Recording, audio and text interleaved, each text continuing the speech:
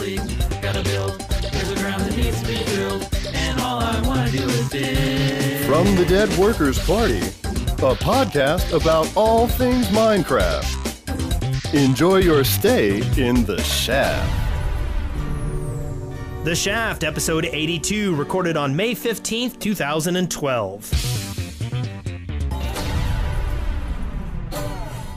I'm Wes Wilson.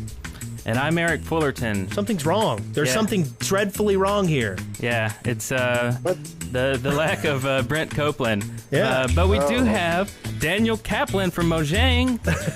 Hello, sorry, I thought that there was actually something wrong. But... Yeah, usually there is with us. We had a lot of problems with cameras and sound and stuff right before the show. But we're all good now. And and Daniel's here. And Daniel, you do a lot of great stuff over there at Mojang, don't you? I think so, yes. Other people seem to think you do a lot of good stuff too. So yes. Yeah, thank you. That's good. That's good to know. So what exactly do you do? Why don't you tell the listeners exactly what your duties are? I work a little bit like some kind of project manager and a business developer. Basically, it's about having the connection with companies like Google, Apple, and Microsoft, and communicate externally with those guys and channel the information internally to our teams. So I was the main contact organizing the XBLA with the 4J guys from Scotland with Microsoft. And I'm also the contact when we're working on the Minecraft Pocket Edition, like with Aaron. Aaron does all the legwork, so to say, but I help him out on design and the connection with Apple and Google. So pretty much if there's something where the company is reaching out in a new direction, it's probably a trail that you have blazed and promoted to the company? Yeah, a little bit like that. Yeah. Okay. So it's kind of a fuzzy work, but I do some kind of work, I promise you that. And you were with another company before this one that brought you into Mojang? Yeah, that's right. My friends and I started a company called Ludosity after I graduated from the University of Skövde, where I studied computer game development, and I took a major in arts, which is pretty weird, but and I don't do any 3D art or animations at all at this time, which is okay. I have a pretty fun job now too, but I still miss it sometimes. So, but at least I do some project management, and I'm still very close to that. Are you still part owner of that company? Did you hold on to any of that? Did you let go of it? I'm still I'm still a small owner in that company. Excellent. But I'm not that super active in it. Okay. You're just there if they call you when they have emergencies? Yeah, but it hasn't happened the last 2 years, so that's good. That's good. So now you came on with Mojang pretty early, didn't you, comparatively? Yeah, I started out in October 2010, before it was actually official, which is pretty cool. Yeah, so I've been from the start with Marcus when the company was founded. So Minecraft was already out at that time. Were you? Had you heard of Minecraft? Were you playing Minecraft before joining Mojang? I had played it like a year before. I met Marcus during a gaming jam called No More Sweden. And I knew about Minecraft before I went there. And it was this small, obscure game made by one guy. The year after that, everybody was talking about it. It was pretty cool to see the huge uprising community in the Minecraft sphere. Yeah. Oh, yeah. Which was pretty weird. So I knew about it in June 2009. And then the summer 2010, everything just exploded. Yeah. Oh, yeah. Well, I mean, we were in fairly early. We were doing a show called Nation of Gamers and started talking about Minecraft, and Brent was just like, "That sounds like a terrible game." Yeah. And I tried it too, and I remember there was no mobs or nothing really. I mean, it was just it just felt like a tech demo of an engine, and it was pretty cool and unique. But I just didn't understand what all the fascination was about. Yeah, it just kept slowly growing on me, and it's like, and then it got me, and now I'm property of Minecraft. I don't know. It owns me. But, nice. That's good to know. Yeah. So and weird. So, do you still regularly play? Do you dig into it the way a lot of the fans are still digging into it, or has it turned into one of those like professional kind of things where it's my job, so I only do it when I'm working? Well, I play it sometimes, but I don't play that super hardcore. The last year, I have only played on the Xbox and try out different stuff and make sure that it works as intended. Right. So it has been more of a for a testing purpose rather than enjoyment, unfortunately. Yeah. Yeah. Well, it's been testing out new features, making sure it works as intended, and yeah. Yeah. Well, we're a little bit the same way. We've moved on to doing some of these YouTube Let's Plays, and that tends to be the focus of most of our week. Yeah. You know, but like I had a friend who was kind of picking on me, like, hey, I never see you on anymore, and I'm like, well, and I thought back, and I'm like, I used to build things, I used to do stuff, was there something ever that you did in Minecraft that like you're very proud of, like something? When you think back on your gameplay, you go, that's what defined it for me? No, to be honest, no. I haven't built anything properly. I mean, I enjoy more the exploration part of Minecraft than building huge houses and structures. Yeah. Yeah. So that is what was appealing to me with Minecraft, that finding new stuff every day when you were just digging around. Yeah. So more about the Xbox version. Congrats on its success. It's the fastest selling XBLA game, and thank you very much. It's very, very exciting. And there's so much. I mean, the community was already huge, and now it's just huger. I mean, a lot of people don't play games on PC or Mac or anything, and it's like new to them. And I imagine a lot of these people were like, I keep hearing about Minecraft. I'm so glad now I can play it, So how did that begin? Did you guys want to go to Xbox, or did they offer something, or how did that start? I knew the business developer at Microsoft before, because in my prior company I tried to pitch a game to him, but it didn't work out that good. So when he knew that I started Mojang, they contacted us actually, and they showed interest in it, and we started talking with some other developers to find a great team that could work with us, because we didn't have the knowledge and know-how in-house, and we weren't. It took us quite a while if we should do a game for the Xbox, because we were so PC centric, and our focus was developing Minecraft. That was our goal at that time, but we were convinced that eventually that Xbox game would be pretty cool, and it was a huge, it is pretty hard to develop something in a year and see the people's reaction. So I'm really happy that it is out right now, because it has taken us quite a lot of time to do it. And yeah, I'm pretty satisfied with the release. It is really good. Yeah, that's cool. And I guess it had to be written from scratch too. It's not Java, so it's yeah, exactly. So they had to do a lot of work to rewrite everything and make sure that it worked as the PC version, so people would get the same feeling. And yeah, they did a lot of work to make it work. And this was all contracted out?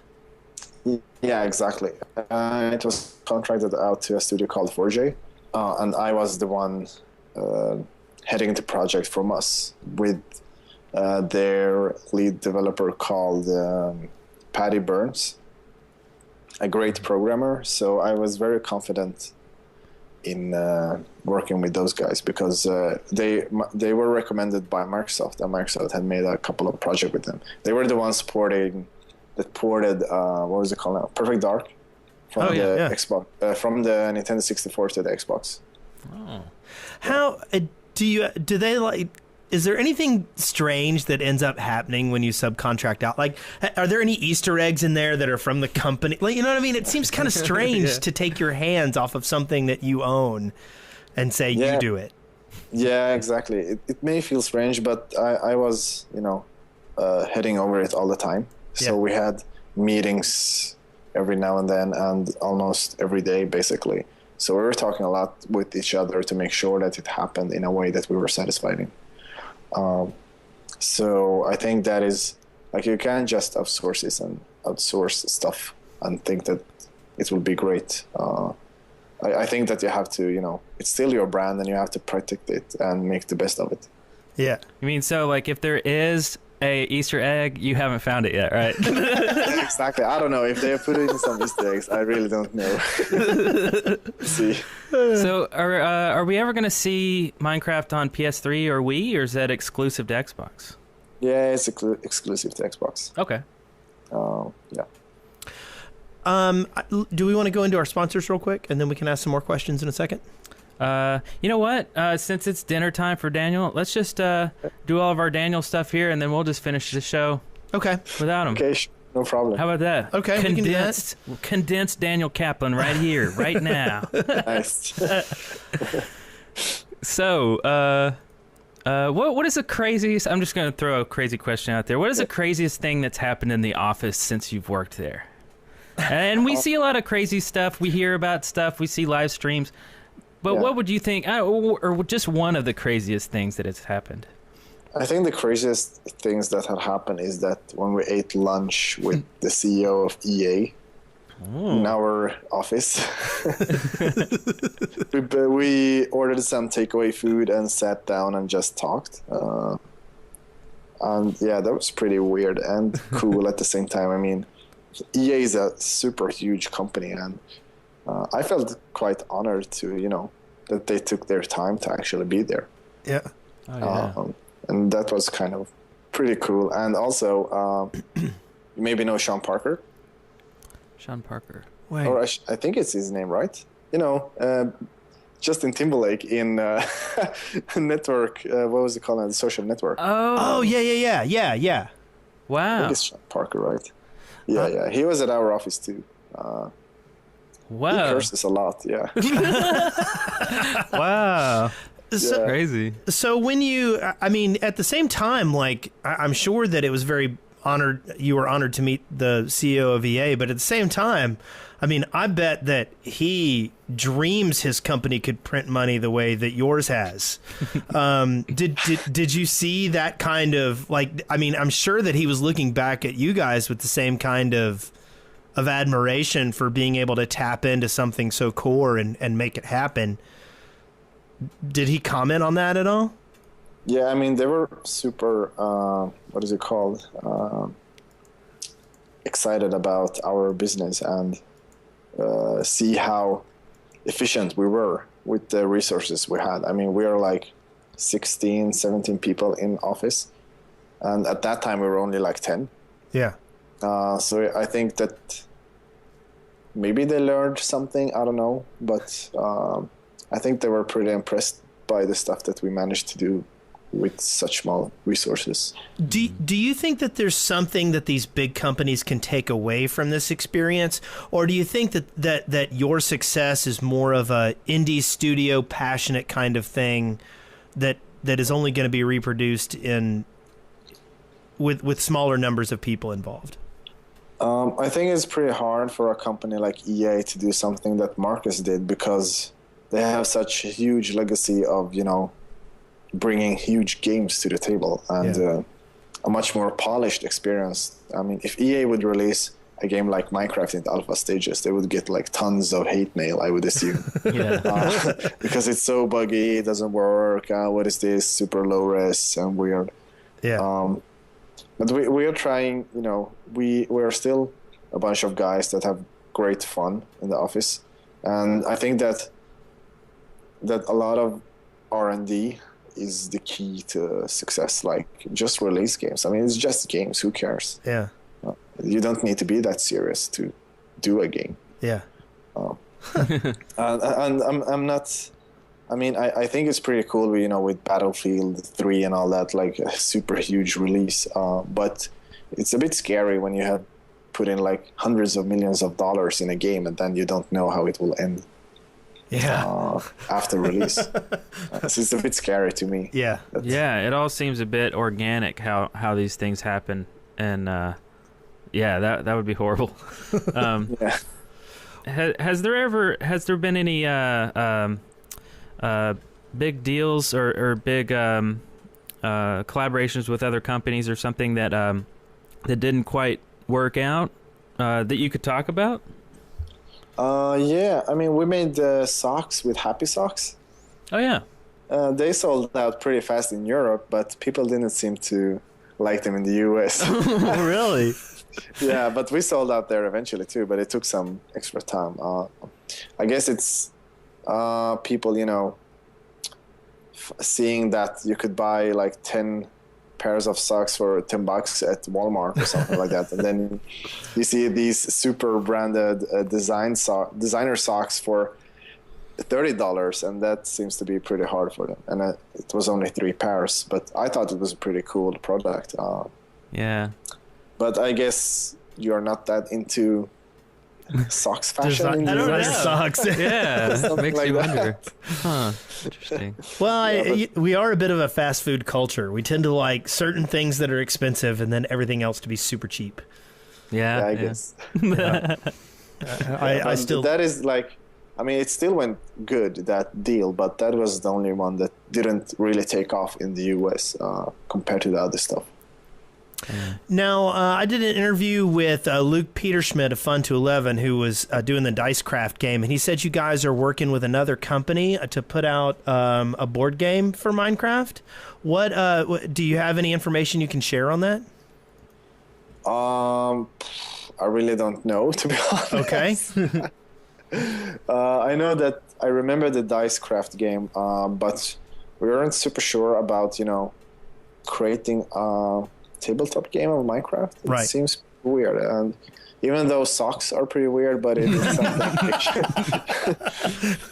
I mean, the tabletop game would be a game eventually, and Yeah. it would just feel like we would slap our name on it, but I'm not sure. Yeah. I mean, Yeah. I don't And it was know like if it's like a board game. It's not like an RPG or something. That Yeah. would be even weirder, wouldn't Yeah. it? Yeah. Yeah. Like you're raiding a cave or something. Like, yeah, I don't know. Yeah, I don't have a clue. I mean, maybe a board game would be a super great idea, but it didn't make sense at that time, at least. So I don't. So we did get some comments from some of our input sources. They wanted to talk about Garden Gnome Carnage. Oh yeah. Oh, really? Yes, yes. And we wanted to talk about it too. Where did you get the idea for this game? It wasn't me who developed it, but I hired the guy who did it back in my old company. The guy who did it was called Daniel Remar, and he also did a couple of really other cool games called EG and Hero Core, and also Super Princess Peach. You should all try them out. Oh, nice. Cool. Yeah, but the guy, I know that, I mean, he did it when we were still at university. I knew him from the university time. And they just sat down in a room, I think, and just brainstormed the weirdest stuff they could come up with. And they just put in all the ideas in a game, and that is what happened. A rolling house with a gnome on top. On a bungee cord. Yeah, the bungee cord is weird. Exactly, yeah. It is pretty weird. But then after 1 year, I think, at Ludosity, my company that I funded with some university friends, I hired Daniel Remar to actually do a flash port because I thought the game was so great and I wanted more people to enjoy it. Yeah. and I think it got like more than 6-7 million plays. Yeah. So it's a lot of people that have played that game, and I'm super proud that I've been working with Daniel Kaplan because he's a genius in game mechanics, like core game mechanics. He's really great. There's a lot of people who say that the Flash game genre is like the most capitalistic, like competitive, true gaming creative experience around. Has Mojang ever thought about like, are y'all solely in the we're going to produce a packaged downloadable product, or have y'all pondered doing some Flash stuff? I don't know. Maybe we will create a client for scrolls in Flash or something like that. Maybe you could create your decks online in Flash or something like that, because we're developing a super thin client for scrolls. So all the matches are verified on our servers and they are played on the server side. So the client just renders what the server tells you. So it shouldn't be that super hard to create a Flash client, but I can't promise anything, but yeah. I mean, it would be really good if we could have like a proper web client too, because I think it would help a lot of people just trying out the game, or at least put some parts in the web. And it's going to be very smartphone compatible. Scrolls is and that is the plan. Yeah, it should be working really good on tablets and stuff like that too. Okay. So we have taken that in consideration, but it will start out on PC and Mac first, and then it will have a huge, long beta session. Well, we'd hate to take part in that. Don't feel like you should invite us or anything. Okay. I get the hints. Yeah. No problem. I'll put you up on the list. So is there anything that's in Minecraft proper that like was your idea? Is there something in there that you feel like is there because of you, and when you see it you kind of smile on the inside? I did a lot of design work on Minecraft Pocket Edition with Aaron, and we redesigned the whole crafting interface. So it started out with my idea, like having like super fast crafting, because trying to, focus the game session to the platform. And I know that you on a phone you can very easily switch to different tasks on a phone. So we had to make it as efficient as possible to make the player feel that they have achieved something during their gaming session. So I redesigned the whole crafting system and made it more efficient and helpful, I think. So I'm really proud of the crafting for the Minecraft iOS.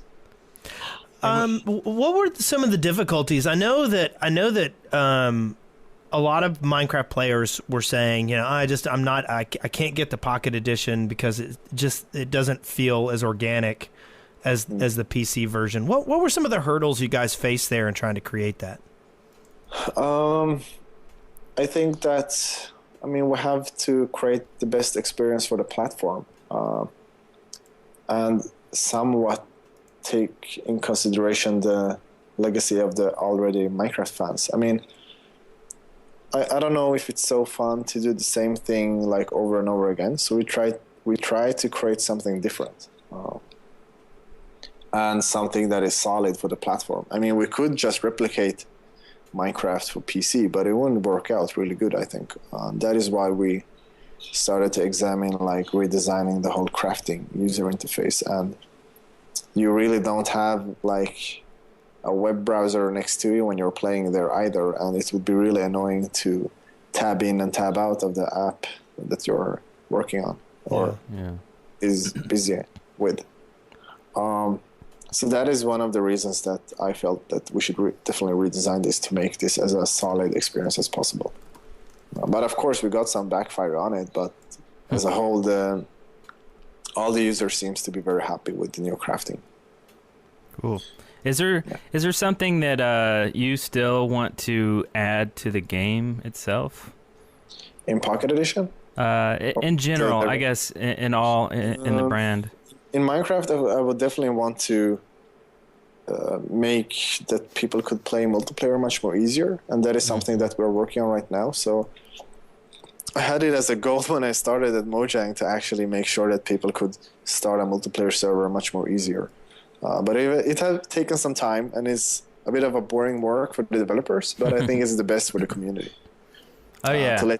So they can connect much more easier to each other without reading a 10-page of Wikipedia tutorial. Right. To set up a server and open up ports in your firewall and whatnot. Yeah, command lines. So we do have some questions from the chat room. Someone named Minecraft Chick says, "Why is Kaplan so awesome?" Can you answer that question? I think it's being. Yeah, probably because I'm from Sweden. Oh, is that it? Is that okay. it? Is it? It's not your magical beard powers? Maybe that too. I mean, this is just one day of beard. No. No, but okay, I'm joking. It's just like 1 week of beard, but it's still very thick. Yeah. So X-Cylinder wants to know when the guided tours are going to start of Mojang and when they can come and Well, are they going to put you all behind glass walls and treat you like zoo Don't animals? feed the Mojangstas. they like a freaking yeah, like a rodeo show or something like that. Yeah. But I don't know. Maybe when we are bored creating games or something like that, can just throw stones at us or something like that. Yeah. Have tours in our office. Astrogali wants to know, and actually the chat room just scrolled on me like crazy. Astrogali, the Minecraft scribe, wants to know, when is Scrolls coming out? And I think there's some foot stamping involved in that. Stamping, okay. We're actually going to let some friends try out Scrolls, hopefully this week or next week.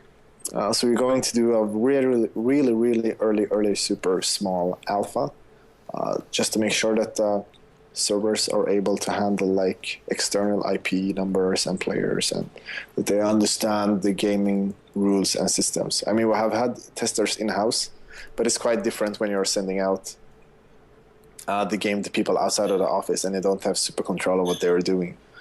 So I guess we'll get a lot of feedback, and then hopefully we'll roll out a more open alpha, so to say. Yeah. Yeah. So I'm really looking forward to that, but I don't think it's much time. A lot of work left to do before we can ship out an open alpha. Then we have Polly, who wants to know if there is ever going to be a Mojang game client for all the games. We have done a lot of talking about that, but we're not sure exactly if it would make sense. I mean, a lot of people just knows us for Minecraft, but we're looking to do like some kind of cross promoting in between the games and stuff like that. I'm not sure exactly if we will do like just one launcher for all the games, but it would be pretty sweet. But we will probably try out tons of different stuff and see what makes sense and what doesn't. And although this would normally go in the excavation station section, someone in the chat room has been very insistent and has repeated the question at least 10 times. Are we ever going to get corner stairs? Corner stairs? Yes. I hadn't even thought about that. Yeah, I No. don't need, yeah, that's Corners there. yeah. I don't know. You have to buzz Jeb about that, like hunting him down on Twitter, I guess. Yes. And then that Alice wants to know, on a scale of 1 to 10, how awesome are you? According to my fiance, it's a 10. Excellent. Nice. And sometimes 11. Yeah. So, Chromie, and I'm sure everybody here in the chat room wants to know, what is in your pockets? Right now, Yes. they're pretty empty. Oh, Usually- empty. I usually have my phone, but I'm so addicted to my phone. It's ridiculous. I hold it all the time in my hand and check Twitter all the time. I try to respond to as many as possible, but yeah. James, I'm really addicted to it. James wants to know if there's a timetable for the mod API. We have one internally, but we're not super sure about the timetable there. I mean, I want to get something out as soon as possible, but it just takes a lot of time, and we have to rewrite big parts of Minecraft to make sure that it's much more easier to maintain in the future.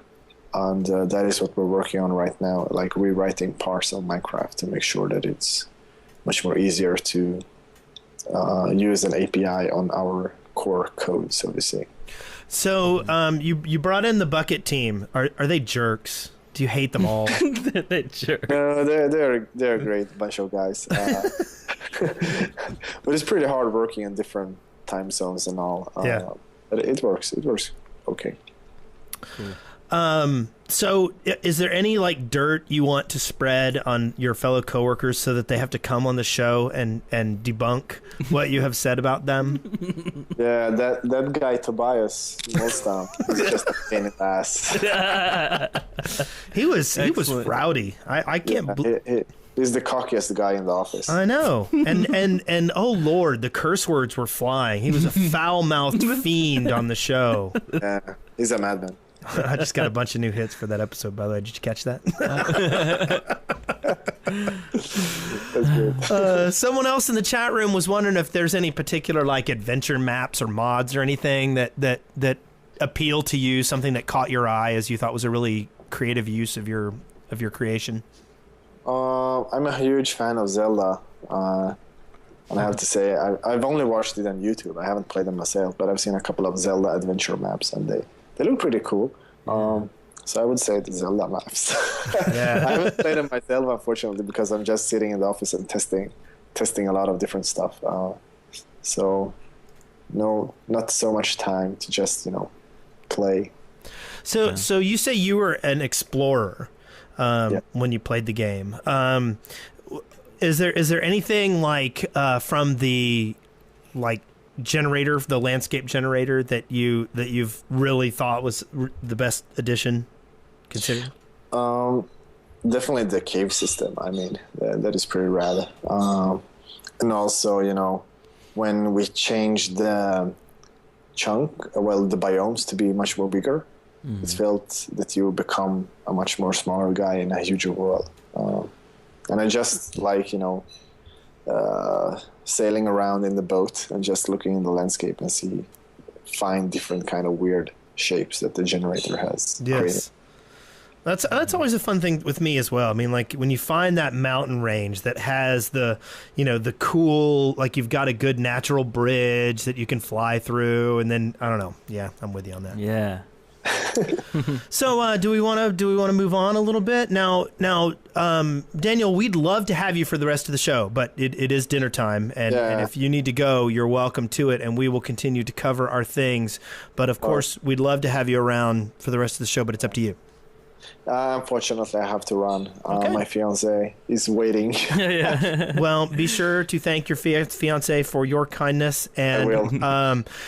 Talk some other Mojanksters to come on the show. We I will definitely try that. We love having you guys on. And someone in particular you were thinking of? Well, there's this guy. One guy. His name is Pearson. Pearson? Yeah, That guy. That guy. We would love to talk to Jeb too. Yeah. Yeah, we'll definitely talk with them and see what they think of it. Yeah. Cool. I know Marcus is pretty busy. Yeah. But I will talk with Jens and see what he thinks. Do you know I sent Marcus an email around the Shaft episode 9 and said, I mean, this was in November of 2010. Yeah. And I said, hey, let's form a bond here. Let me help promote your product. Yeah. But I never heard from him. You wanted a cut of sales. Well, Daniel, thank you for joining us, and we hope to talk to you again sometime, and hopefully we'll see you at some upcoming events at some point in time. So, yeah. Take care, guys, and thanks for your time. Oh, Alrighty. no problem. Enjoy dinner. Thank you. Bye-bye. Have a great day. Okay. You too. So let's talk about some of our sponsors. Okay. First off, we have and all these people have donated to the show. They took their money and put it up to have their name sponsor the show and help support everything that we're doing. The first one is Exilander, and she said, do you want to do it or do you want me to? She said, let me get it here. Bring back CP, please. I'll give you $10. In addition to the $10? Oh, wow. Okay. So the next sponsor is Eric Fullerton, and Eric Fullerton says, Psychotic Minx is a boss. Is a boss. Did somebody just put your name down? Yes, I think so. And next we have Cromie, who says, it's hard to type a message on my phone. See, that's dedication. Sponsoring the show from your phone. Yeah. That's hardcore. Good stuff. And then the next one is from Braciate Cub. B-Cub in the house. Braciate Cube. He says, it's hard work raising Eric's baby all by myself. a lot of stuff about me in here. Well, you know, you're a deadbeat dad. Yes. Of some kind. Yeah. Or something. I'm sorry. I should be there more often and help you out. Next, we have AZ Crafters, who said, shout out to Fight to Build for winning the $100 Spleef tourney. yay! And that's pretty cool. I watched those. Those are on YouTube right now. Oh, I haven't watched them yet. So, yeah. That's check very it cool. out. Congrats. And then our last one, and this is a corporate sponsorship. He's done this for several weeks. It's from the Lord Bones, and you need to go to youtube.com/the Lord Bones for weekly Minecraft videos. Currently, it's the finale for the Fall of Gondolin, and their next map is Blighted Maidens. Blighted Maidens. Yeah. I hadn't heard of that one. I know, it sounds really serious. Yeah, it does. So yeah, go to youtube.com/the Lord Bones. Excellent.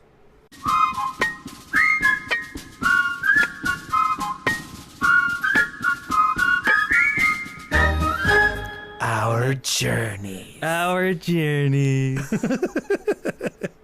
So you did some stuff this week. I did not do anything in Minecraft this week. Oh, yeah. I played Alpha versus Beta, which is the map we've been talking about. We talked about last week, and maybe the one before. I don't remember. But it's by Fuami?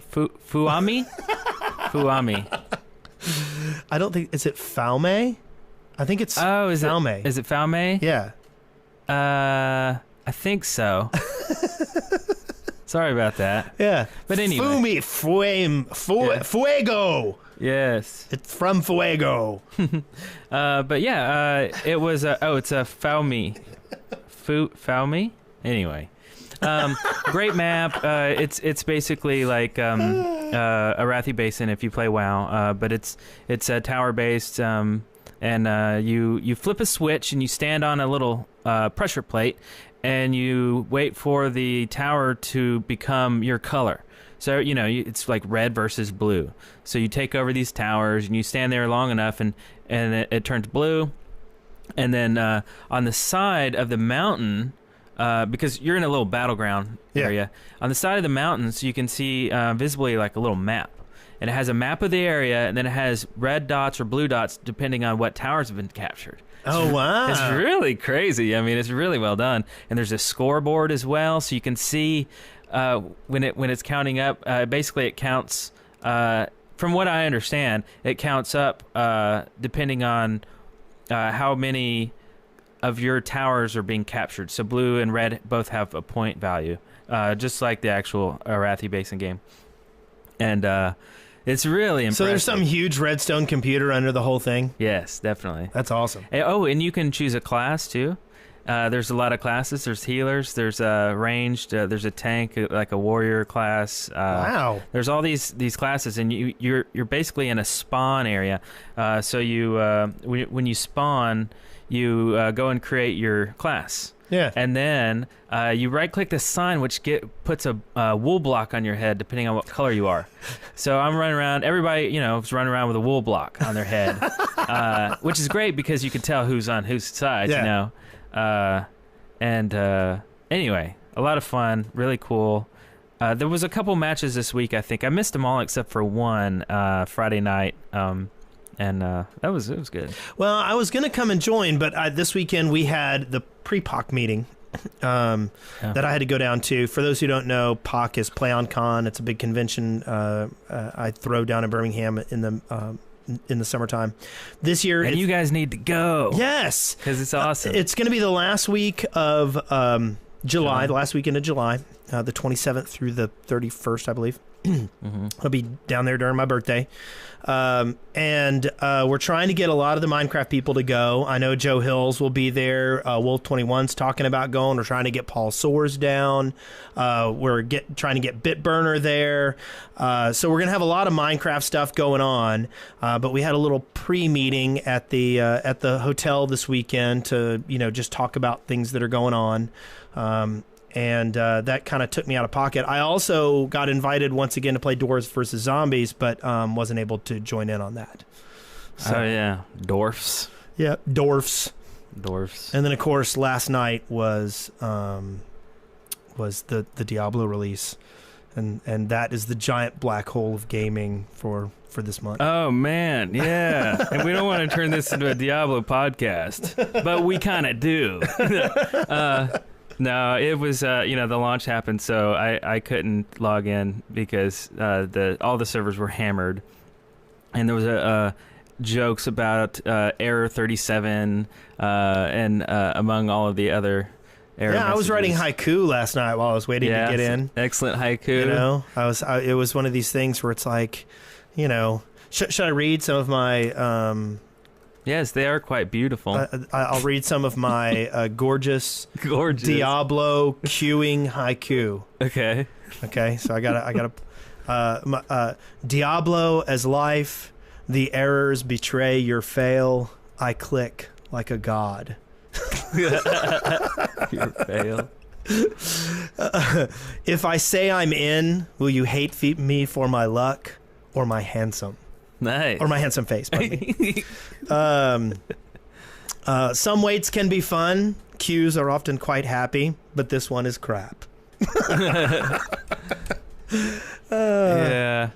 Diablo, it lies. These error numbers can't be too many digits. Because one of the errors we were getting was 30,005 and 30,008. Yeah.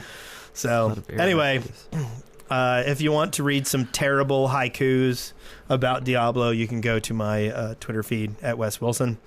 But other than that, I like I said, I wanted to play Dwarves versus Zombies, and I couldn't get in on that. And I wanted to play in your game that Found Me made, and I couldn't get in on that.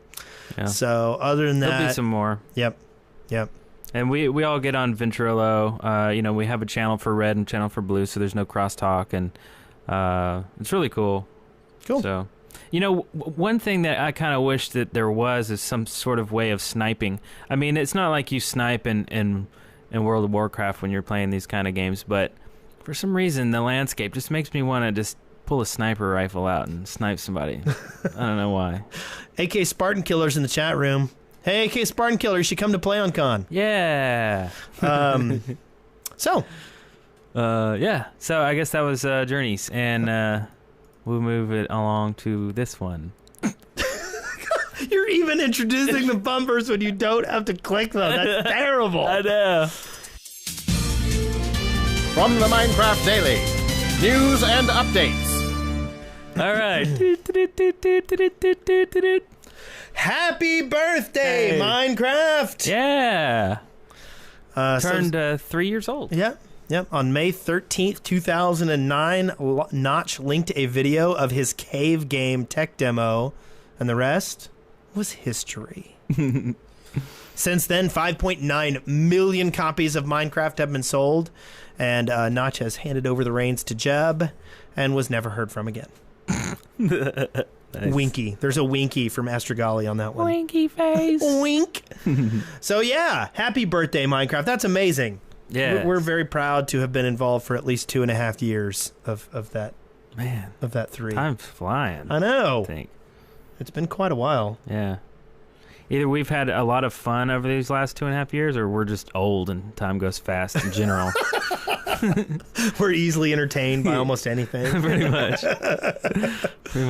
The next one here is Minecraft Xbox sells over 400,000 copies in the first 24 hours since its release. According to estimates, Minecraft I mean, yeah, Minecraft Xbox sold over 400,000. Oh, yeah, I already said that. Since it was released on May 9th, which was not too long ago. Yes. That's very fast.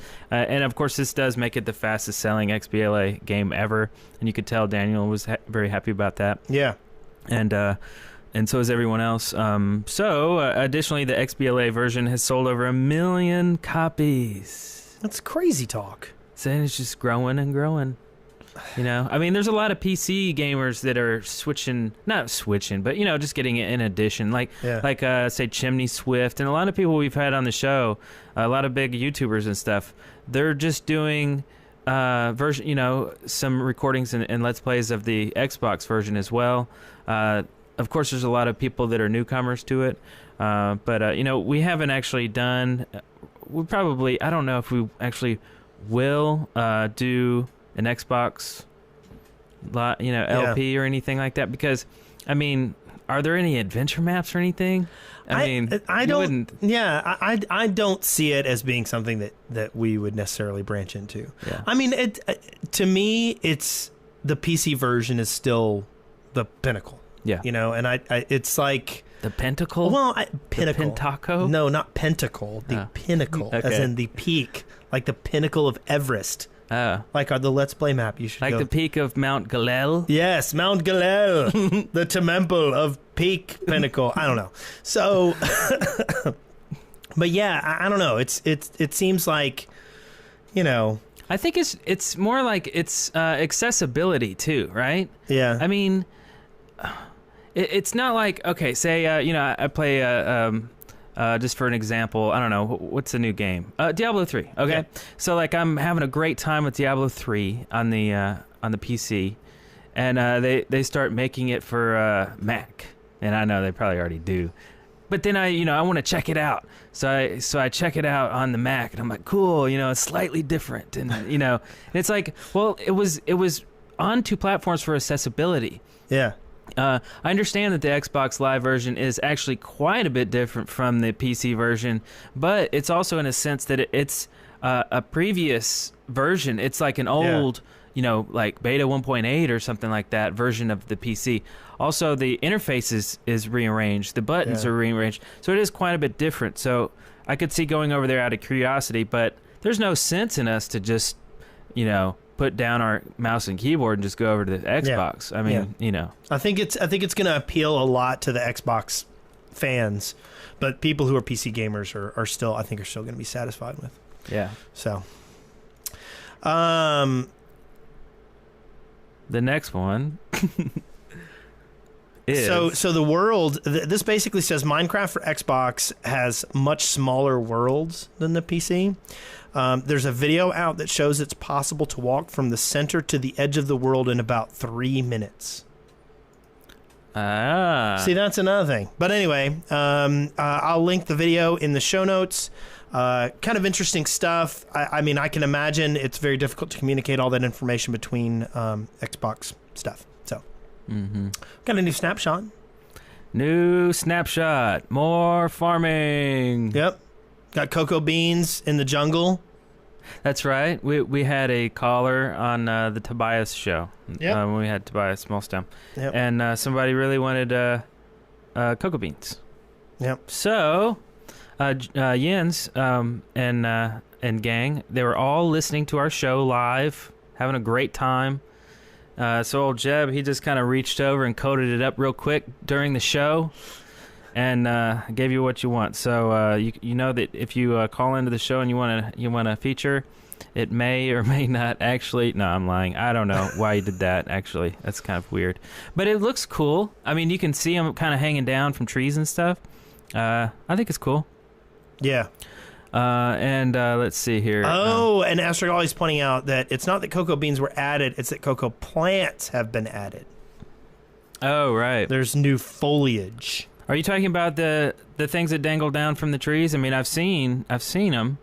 Is that the cocoa plants, the coconuts, cocoa beans, coconuts, cocoa loco?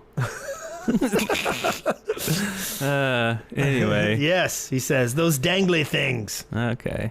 So Mojang is crowdsourcing to try to make the new SSP like the old one, and they put a call out on Reddit. I'll put a link in the show notes for people to send in the differences between SMP in the 1.25 release and the 12W19A snapshot. So Myrtle Bunny in the chat room said, cuckoo for cocoa plants. All right. Cool. All right. So, and then, we've gotten some questions about why are we not doing our Snapshot Thursdays? And I think we are actually kind of talked about this last week, but I keep seeing a couple comments about it and stuff, and we'll get back into it here soon. We love doing those, and they're just the key is I don't know if you've noticed this, but we're kind of sticklers. We try not to make a video just for the sake of making a video. We try to have some take on things that's different from other people, or at least an attempt to put on a good show. And to entertain ourselves. Yes. If we're not having fun making the video, it's not going to be a good video, so we just won't make it. Yeah. So we come up with some ideas, and if we're able to come up with something creative, we're going to make a video. And for a while there was a neat chain of new AI kind of things that was going on. Yeah. So that's definitely more interesting to make videos of is AI, but showing off a new plant, that's kind of hard for us to, Right, make an entire video of. But I tell you who does do snapshots every time and does a real good job is Bebop Vox, who does Minecraft Mondays. And Martin's still doing his too, right? I think Martin actually missed a few. Yeah. But he was doing some excellent ones. Yeah, I really liked his. It's real nice and compact. But there's a ton of them out there. Luckland does stuff. Paul Soares always does stuff. Yeah. I mean, it's out there. Captain Sparkles does in-depth reviews. Yeah. I mean, it's definitely out there. But yeah, we'll try. If we get inspired somehow, then we'll do them. Yep. So, UR Minecraft is approaching the May 19th deadline. And they still want to have 100,000 avatars on there. So you should definitely go to UR Minecraft and check it out. The plan that they have is to copy the server map onto a USB flash drive and implant it into an aluminum version of a Minecraft chest, and they want to personally deliver it. Yeah, that's right. And they're asking for donations on the site to take them to Sweden to do that. Also, Notch has been on the site or in the server before. I don't know if he's made an avatar yet. We're on there. He might have. Yep, we're on there. Did you make yours? In fact, this week I finished mine. Oh, cool. Yeah, cool. I started it a couple weeks ago when we did our live stream with Bebop Vox and Ars Malik. That's on our channel if you missed it. We're on row 42, right? Like if you're looking at the faces. Oh yeah. We're on row 42 on the left side. Well, you can do /home and then the person's name. Oh, cool. Yeah. So do /home, Wes Wilson, Brent Copeland, or Eric Fullerton, and or you'll Bebop find us. Vox, Ars Malik. Yeah. Or Notch, I guess. Yeah. Easy is on there too. Anyway, so it's really cool. And I didn't put a cape on mine because I wanted this little skull on my shirt to be seen. Oh, I understand. So you could have done the front skull. Oh yeah, the front skull, like Punisher. Yeah. But they do have a donation drive on their site. They're trying to raise about 1,500 euros so they can get flights and 2 nights hotel accommodation so that they can hand deliver their aluminum Minecraft chest full of everybody's faces. That's cool. Yep. Very neat. And then this last one's kind of cool. Andrew Buchanan has teamed up with Vex and Joe Hills to make a new map. It's accompanying her new ebook, Waking Up. And, yeah, isn't that crazy? So that'll be the second one that Vex was commissioned. Yep. To do a map based on a novel. It's crazy. So anyway, go check that out. Yeah. Listener contributions, listener contributions, listener contributions. Dun dun. This is the part where we talk about the contributions from listeners. Listener contributions. Listener contributions. So this week we've got some YouTube comments in here. And I feel like this is actually kind of mean. And I think Astrogali did it on purpose. So the first YouTube comment is, "Oh, so that's what you guys look like. You're so old." Yeah. This is us. This is our faces. I don't know what you expected. A couple of like babies or something. I know. I don't know. Well, I do sound so young and charming. Charming. He does sound charming and handsome. So and Astrogali is claiming he didn't put these in here, but I don't believe him. So we got another comment from Total Wipeout Gaming that says Brent looks like John Goodman in The Big Lebowski. Oh yeah. Do you buy that? I'm not seeing that one. I can see it sometimes. Yes, a little bit. Yeah. I can see that. And then Mr. Jane Cobb said, Wes looks like Phil Jupitus. Now, we got this comment before. I'm not sure if it's from the same person, but I'm looking at the picture of Phil Jupitus, and he looks more like Brent, I think, than me. Yeah. I wonder if the person who said that thought that Wes was Brent or something. Yes. I don't know. And a lot of people say your name with a T at the end, like West. Yeah. Versus East. But I also think that that although Brent looks like Phil Jupitus, I think that the bags under Phil Jupitus' eyes match mine almost to the T. Like I think he and I share bags. Bag share. And then our last YouTube comment comes from a gamer of many games. It says, Eric, how do you edit so good? You are like the god of editing. Please share your secrets. And see, this is where I know that, Astrogali's denying putting these in, but Brent does not want you to give away any of your secrets. That's right. And I didn't put this in here, did you? No, I don't think I did that. No. Okay, Astro's admitting that he did. Yeah, he's saying he put that one in. Yeah, I have this little box that it's kind of similar to fairy dust, but it's not actually fairy dust. It's kind of this magic dust that I have that just makes the videos really awesome. I try to just sprinkle a tiny bit on each video, and it usually does the trick. So hopefully I still got a couple more decades, left from the small amount of dust that I use. So, so that's really the secret. Excavation Station. So, our first that's my way of coming out of bumpers. Oh yeah. So this is from Omega Hybrid X, and this is actually a YouTube comment. It says, "Dear people of the Shaft, I have an idea for the next excavation station. You know how they have like saddles so you can ride pigs? Well, I think it's rather useless since you can't even control the pigs when you're on them. So my idea would be to either make it so you can control the pig, or not, you could add horses to put the saddles on so you have a new way of transportation. That was my idea. I hope this gets read in the next Shaft podcast." And we've had horses before. Mm-hmm. And yes, I do think maybe some small control over the pig would be a good idea. Yeah, I think so. Especially now that pigs are like since animals don't just spawn randomly. Right. You have to farm them. Yeah, and I think that'd be cool. Maybe it'll travel slightly faster than you can when you're on foot. Yeah. That way you could use that strategy for PvP and some games and stuff like that.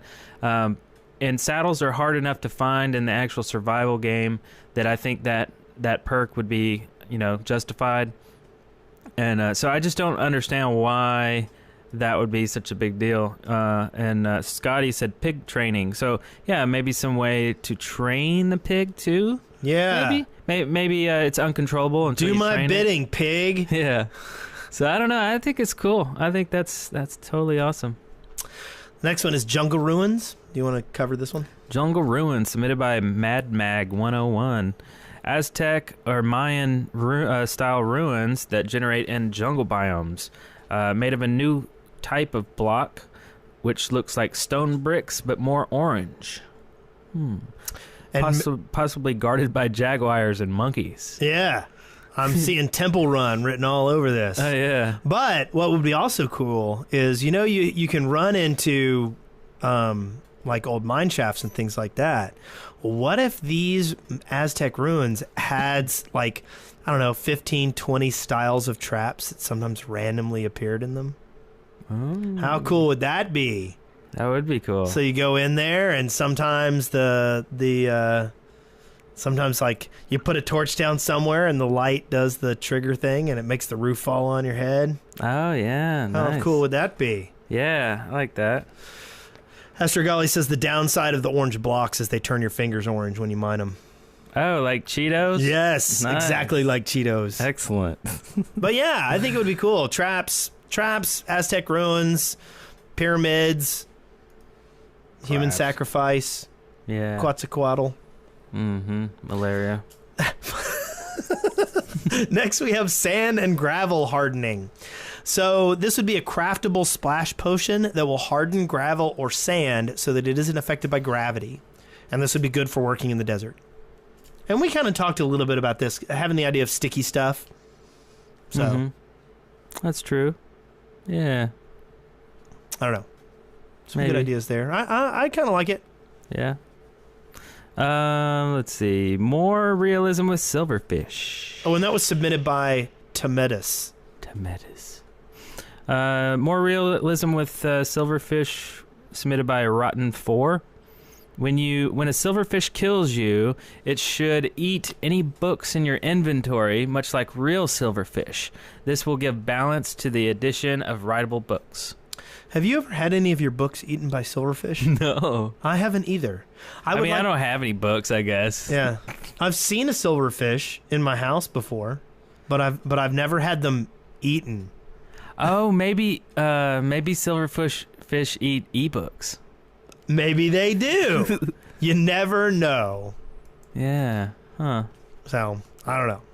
So, speaking of ebooks, why don't we Oh yeah. just cut in here and talk just for a second about good old Audible?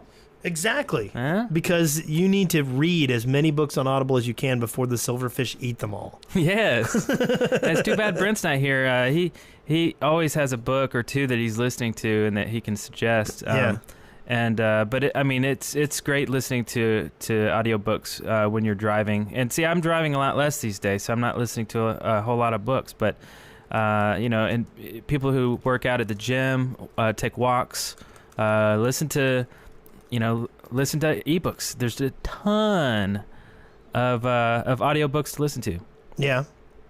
And you can get a free trial and a free book that you can choose for yourself. 30-day free trial. If you go to deadworkers.com, what am I saying? If you go to audibletrial.com/the shaft. That's right. So we have a couple more excavation station ideas here. First is improve the super flat world. My idea, and this was submitted by Ethael, is there would be another type of mat that is super flat but higher than just 5 blocks from bedrock, so that when you're making an adventure map you don't have to worry about slimes being everywhere and all the little sparklies from being around bedrock and all that. Yeah, I agree. There should be a super flat that is above the bottom. I agree. Yeah. 100% yes. Yeah, that does sound good. That totally makes sense. And then our last one. You should answer this one. Oh, okay. Space bacon. Like the little dramatic pause in the middle of that one. Yes. Space bacon. Coolest idea ever. Yep. Submitted by Ian22042.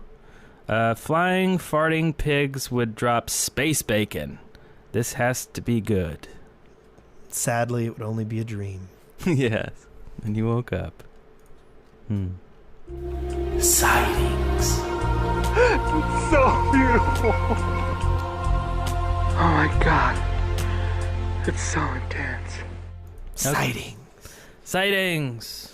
Okay. First, we have a video, and this is from Hajjosh, and he did a new song called Bone Meal for My Crops to Grow and sang it with Luscious Lisa. And so, Nice. yeah. Bone meals for my crop to grow. Yeah, good old Hodge Josh is back again. I hadn't heard any good tunes from him in a long time. That's awesome. Excellent. And then our very own Lydia Winters, Minecraft chick. Yeah, she did one too. Yep. Lyrics written by Astrogali. Did a parody of Gautier's somebody that I used to know. And this is called Somebody That I Want to Bite. Yes, yeah. And Vu Bui sang some vocals in there, and I didn't know he could sing. He sang very well. But I thought Lydia has a very awesome voice, and really cool that it was written by Astrogali. This is like, but you know, she had been talking about making a music video months ago, so I was just curious this whole time, like, what's gonna come out? What's it gonna be? But yeah, and that song, man, it gets stuck in your head. I mean, you know, Yes. once you hear it, Yeah, it gets wedged in there and it can't get out. And last here is This is called Humiliation, and it's a dubstep song for Notch, and this is when Team Avolition lost the Quake match against Mojang. Their forfeit was to create a dubstep song, and here it is. So there you go. We will provide you the link to that in the show notes, and yeah. I think that's about it for our show. Yeah. I think we're done. I think we did all that we can do here. Yes. We don't have any housekeeping. No. We don't have any shout outs except for the whole chat room because you guys are super cool showing up at noon on a Tuesday. Yeah, it's been a weird little day. And of course, we had a lot of questions about when's the shaft coming out? Why'd you miss Monday? Well, we didn't record last week because of, Mother's Day. Yep. We're hanging out with our moms. You should have been hanging out with your mom too. Yeah. Unless you and your mom hang out and listen to the Shaft podcast. Sorry about that. That would have been doubly cool. But this is this week's show. We will still do a show next week. From what I understand, on time, right? Yeah. Well, we just have to reschedule sometimes when we have people from Sweden. Yep. And I'm not going to be there, though. Oh, yeah? I'm going to be in Disney. Oh, okay. So it might just be me and Brent on that one then. Indeed. So and probably for the next 2 weeks. Really? Yep. Oh yeah. So yeah. So we're all over the place. I might be able to call in for one of them. That's true. We'll see. Skype in from the Magic Magic Kingdom. Yep. Yeah. Yep. Going down, taking my 3-year-old and my 5-year-old. Nice. It's gonna be exciting. Man, I wanna go. I bet you do. It's the happiest place on earth. Yeah. Huh. Well, and now I guess we'll leave, and this will become the saddest place on earth. I know. Because the show is over. But Daniel Kaplan was awesome to join us. Yep. And talk to us. He's and a cool evidently guy. he's a 10 on the awesome scale. That's right. Yes. And he can grow a beard in one day. Pretty excellent. So go forth and dig holes. Dig holes. And of course, you can follow us on Twitter, The Shaft Podcast. You can call us and leave voicemail. Leave like stupid stuff if you want to. I don't care. It doesn't even have to be a question. Yeah. If it's just something weird, I'll just throw it at the end of the episodes, just as something weird and extra. Sing us your parody of somebody that I used to know. Yes. Sing a song. Who cares? Who knows? Just surprise us. Or, of course, if you do have a question or a excavation station submission, you can call us at 256-812-1010. Or you can just email it to us, too, if that's easier for you, like to make an MP3 or an audio file and send it to us. You can send that to... Wow, our email address is not on this document, and I forgot what it was. It's theshaft@deadworkers.com? Yeah. Theshaft@deadworkers. And by the way, for those listening to the audio version of this, we do record this live, and we usually are broadcasting every week on Sundays at 5 o'clock. Mm-hmm. Pardon me, no, not 5, 3. Oh. We're usually at 3, aren't we? Oh, yeah, we are. Yeah, we used to be at 3. Yeah. Central Standard Time. And we put all these episodes on YouTube. So if you want to see the guests, you want to see Daniel Kaplan's 10 awesome face, you should get on YouTube and watch the videos. Awesome face. Yeah. All right. So again, go forth and dig, and dig on. I don't know. Bye-bye. Congratulations, you made it through The Shaft alive. See show notes and leave comments for this episode at theshaft.deadworkers.com. Send questions, comments, and audio to theshaft@deadworkers.com or leave us a voicemail at 256-812-1010. Shaft. Dead Workers Party Network. Maybe she's born with it. Maybe it's the Shaft.